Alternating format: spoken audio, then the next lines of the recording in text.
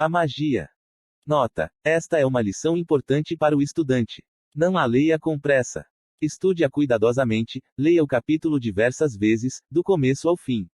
Você deve se familiarizar muito bem com o seu conteúdo. A BRUXARIA é, antes de tudo, uma religião. O culto ao Senhor e à Senhora é, portanto, a principal preocupação dos bruxos. A magia vem depois desse culto aos deuses.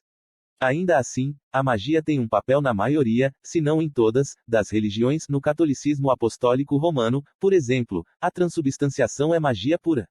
Assim como em outras religiões, a magia é praticada na bruxaria, mas, reitero, é um aspecto secundário. A magia por si mesma é uma prática. Se tudo o que você quer fazer é magia, então você não precisa se tornar uma bruxa ou um bruxo para praticá-la. Qualquer um pode fazer magia.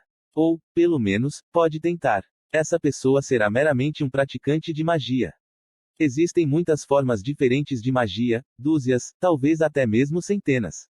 Algumas podem ser bastante perigosas. Na magia cerimonial, por exemplo, quando o praticante está conjurando várias entidades, a maioria delas é decididamente antagônica a ele.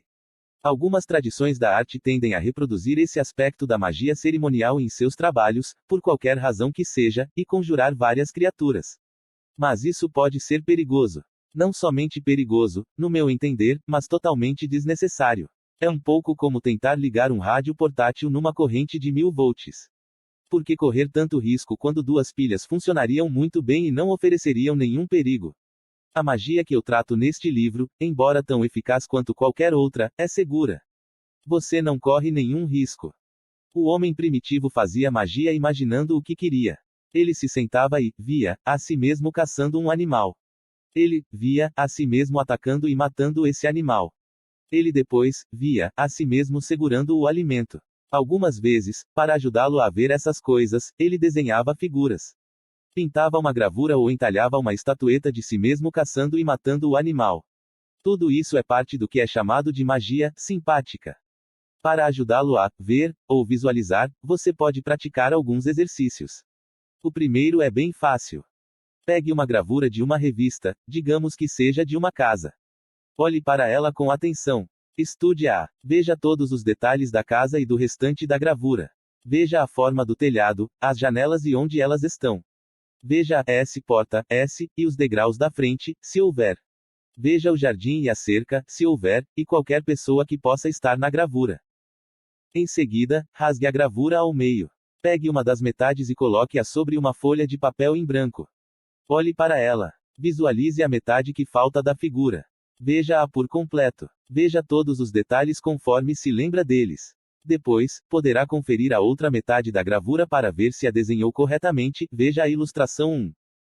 The Everyday Practice of Voodoo. Boku Jedi. CBE Books, Calife, 1984. Você pode fazer esse tipo de exercício com figuras cada vez mais complexas, até que seja capaz de visualizar facilmente todos os detalhes. Veja a ilustração 2. Depois pegue uma fotografia de uma pessoa, isso pode ser usado para cura, entre outras coisas. Você precisará estudá-la até que possa ver a pessoa em todos os detalhes, sem que a fotografia esteja lá. Você precisa ser capaz de ver, de visualizar, a pessoa fazendo o que quer que ela esteja fazendo. Veja-a, concentre-se nela, veja a ilustração 3. The Everyday Practice of Voodoo. Boku Jedi.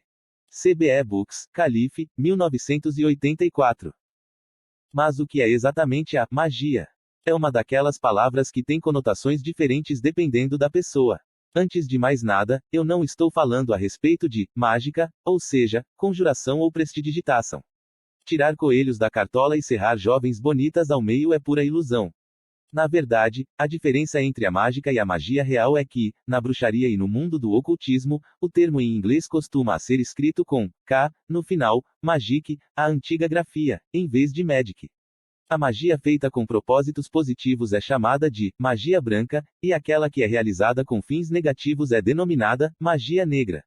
Esses termos não têm nenhuma conotação racial. Eles vêm do antigo conceito persa do bem e do mal.